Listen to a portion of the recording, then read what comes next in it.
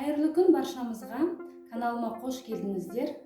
Видеомды соңына дейін көріп, тіркелуді ұмытпаңыздар. Бүгін сіздерге ұлыстың ұлы мейрамы наурызда жасалынатын наурыз көже рецебін ұсынамын. Ең алдымен қажетті заттарымызды алдын ала дайындап қойдым. Бізге қажет сорпа, перловка, кеспе, жылқы және сиыр еті, сүт, құрт және де тұз. Сіздерге ендігі етіміздің пісу жолын және кеспені қай уақытта пісіреміз, перловканың жасалуын алдыда толық көрсетемін. Ең алдымен етті пісіріп бастаймыз. Ол үшін етімізді салқын суға жуып аламыз. Және де менде бұндағы ет наурыз көжеге және де ет асуға деп молырақ салып жатырмын. Өздеріңізге қажетті мөлшерлейсіздер. Ыдысымыз кеңдеу болу керек, өйткені бізге бұл еттің сорпасы қажет. Сол үшін үстінен асырып тағы да ыдысымды толтырып су құямын. Етіміз қайнағаннан кейін міндетті түрде көбігін алып тастаймыз. Және де қазы салсаңыз да, шұжық салсаңыз да қайнағаннан кейін жарылып кетпес үшін шұжығымызды тесіп қоямыз. Тіс шұқығышпен тесіп қойдым әрбір жерінен. Ендігі оттың астын баяулатып, шамамен 2 сағатта етімізді пісіреміз. Мінекей сорпасы да шығып, етім де жұп-жұмсақ болып пісті. Етті сорпадан түсіріп аламын.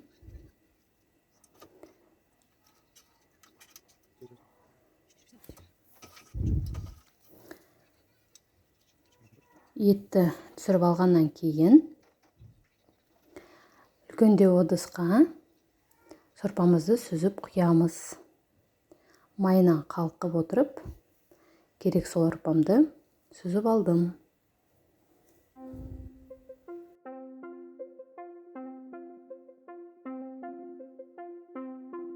Наурыз көженің құрамына кіретін 7 тағамның бірі перловка. Перловканы 1 кесе алдым. Салқын суға 5-6 рет қайтара жуып алдым жақсылап. Тұзын салып, шамамен 30 минуттай пісіреміз.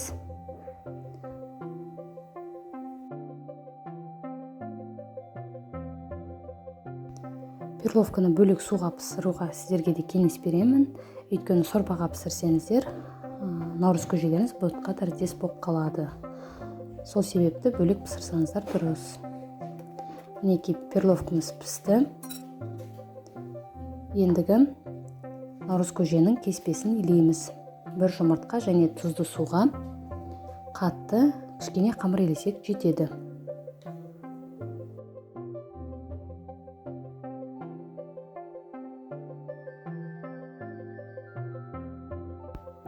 Онда сеуіп отырып, домалақ қамыр жайып, кеспе етіп турап аламыз.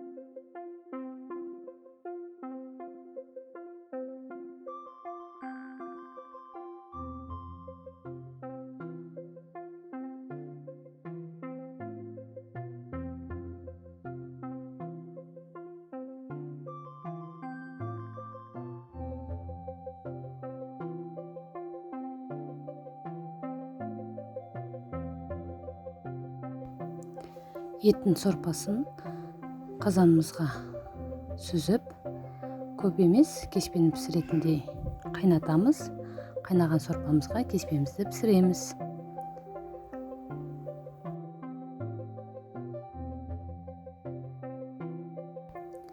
Ендігі көжемізге қосатын етімізді ұсақтау етіп тураймыз. Сүрленген жылқы еті мен жасалынатын наурыз көжеміз өте ерекше болып шығады. Жасап көріңіздер, пікір қалдырып, лайк басуды ұмытпаңыздар. Шығыс өңірінде наурыз көжені осылай әзірлейді деп аузымды толтырып айта аламын.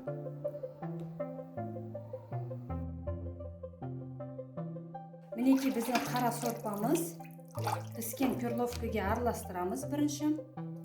Шамалы 1-2 ожау құйып, жақсылап араластырып аламыз.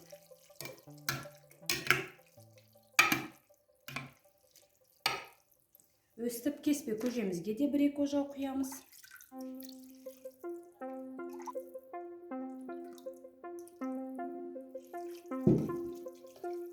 Кеспемізді езбей пісіріп аламыз. Әбден суу керек. Біздің сорпамызда толық суу керек. Сүтіміз іріп кетпеу үшін. Мінекей бізде мұнда 1 килограмм құрт. 1 килограмм құртқа да сорпамызды құйып, жақсылап араластырамыз.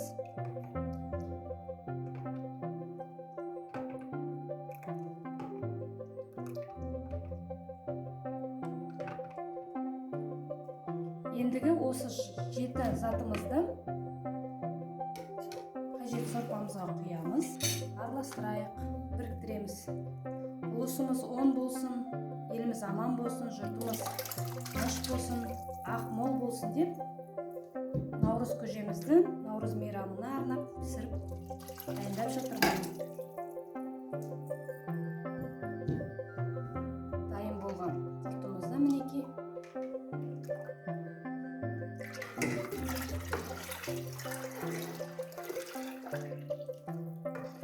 Барлық заттарды қосар кезде өздеріңіздің сорпа мөлшеріне қарайсыздар.